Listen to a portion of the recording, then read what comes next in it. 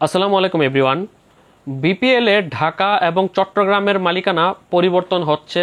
এর মধ্যে চট্টগ্রামের মালিকানা পরিবর্তন হওয়ার সবচাইতে বড় কারণ হচ্ছে গত বিপিএলে চিটাগং কিংসের সকল কর্মকাণ্ড, যেটা 11 বছর আগে থেকে যেটা চলমান ছিল সেটা এখন পর্যন্ত চলমান আছে, যেটা নিয়ে বিসিবি কিন্তু গত মাসে কিন্তু চিটাগং কিংস মালিককে কিন্তু তারা চুক্তি টার্মিনেট করেছে, তাদের সাথে সকল চুক্তি ছিন্ন করেছে, যাতে আগামী আসরে যাতে চিটাগং কিংস বিপিএলে অংশগ্রহণ না করতে পারে। কিন্তু চিটাগং কিংস মালিক এসকে স্পোর্টসের প্রতিষ্ঠাতা পরিচালক সামির কাদের চৌধুরী কিন্তু সে চাচ্ছে বিপিএলে এখনো অংশ নেওয়ার কোনো সুযোগ আছে কিনা, যার যার জন্য কিন্তু সে অনেক দৌড়ঝাঁপ করছে। এছাড়াও কিন্তু এই চিটাগং কিংস বা এসকে স্পোর্টসের পাশাপাশি কিন্তু আরো দুটি প্রতিষ্ঠানের নাম আসছে যারা চট্টগ্রামের মালিকানায় আসতে চাচ্ছে। এর মধ্যে সবচেয়ে প্রথমে যে নামটা এসেছিল সেটা হচ্ছে এফএমসি গ্রুপের বাংলা টাইগার্সের।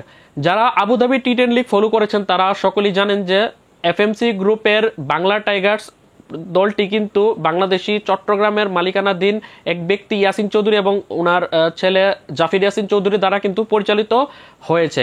এছাড়াও বাংলা টাইগার্স আবুধাবি টি10 লিগের পাশাপাশি কিন্তু বিশ্বের আরো 3টি দেশের ফ্রাঞ্চাইজি লিগে কিন্তু তাদের দল রয়েছে। তারা বিপিএল এ দল নেওয়ার জন্য কিন্তু অনেক আগে আগ্রহ পোষণ করেছিল যে তারা দল নিতে চায় এবং তার অপেক্ষা আছে কখন বিসিবি বিজ্ঞপ্তি প্রকাশ করবে।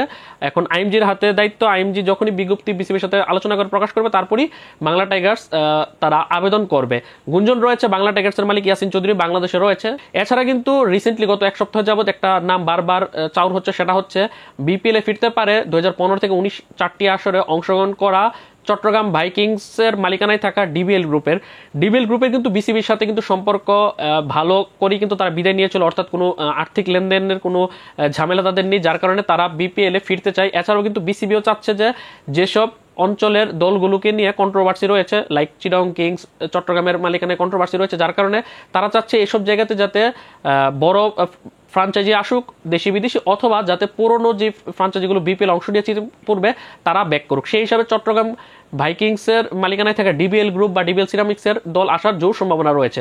মূলত ফাইটটা হবে মূলত বাংলা টাইগার্সের মালিক ইয়াসিন চৌধুরী এবং ডিবিএল গ্রুপের মালিকানায় থাকা চট্টগ্রাম ভাইকিংস দলটির মধ্যে, অর্থাৎ বাংলা টাইগার্স অথবা চট্টগ্রাম ভাইকিংস, এই দুইটা দলের মধ্যেই মূলত মূল লড়াইটা হবে যে কারা বিপিএল এ চট্টগ্রামের মালিকানা পেতে যাচ্ছে। যদিও বিজ্ঞপ্তি প্রকাশের পর আরো দেশি বিদেশি অনেক প্রতিষ্ঠানে কিন্তু আবেদন করার সুযোগ পাবে।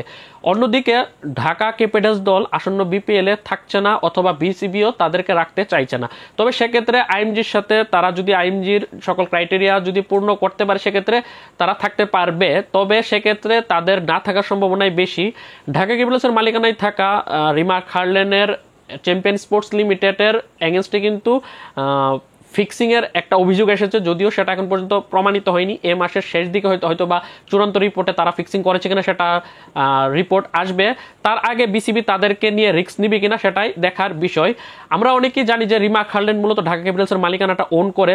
শাকিব খান তাদের ব্র্যান্ড অ্যাম্বাসেডর ছিল কিন্তু মালিকানায় ছিল না, শাকিব খানও তাদের সাথে সম্পর্কটা ছিন্ন করেছে। অন্যদিকে 2023 সালের 13 ডিসেম্বর রিমা খার্লেন এই কসমেটিক্স ব্র্যান্ডের সাথে কিন্তু বাংলাদেশি ইলেকট্রনিক্স কোম্পানি ওয়ালটন গ্রুপের একটা সমঝোতা চুক্তি হয়েছিল, যেখানে তারা একে অপরের যে প্রোডাক্টগুলো সেগুলো তারা মূলত প্রচারের স্বার্থে তারা কিন্তু যৌথভাবে একটা কোলাবোরেশন করেছিল। এবং কি এমন একটা গুঞ্জন রয়েছে যে বিপিএল এর মালিকানায় রিমা খার্লেনের সাথে ওয়ালটনও আছে। তবে আসন্ন বিপিএল এ হয়তোবা আমরা নাও দেখতে পারি রিমা খার্লেন প্রতিষ্ঠানকে। রিমা খার্লেনের পরিবর্তে এখানে ওয়ালটন গ্রুপ তারা সিঙ্গেল হ্যান্ডলি তারা এককভাবে বিপিএল এ আবেদন করবে বিপিএল এ দল পাওয়ার জন্য। এরকম একটা জোরগুঞ্জন রয়েছে যে ঢাকা ক্যাপিটালসের পরিবর্তে ওয়ালটন গ্রুপ এককভাবে তারা বিপিএল এর মালিকানা চেয়ে আবেদন করবে।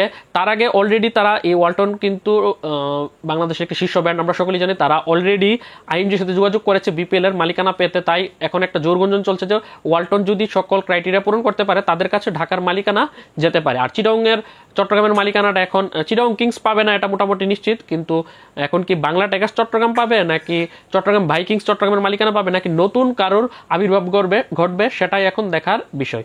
তো এই ছিল সবশেষ আপডেটটি যেন আপনাদের কিরকম লাগলো সেটি অবশ্যই কমেন্ট করে জানাবেন।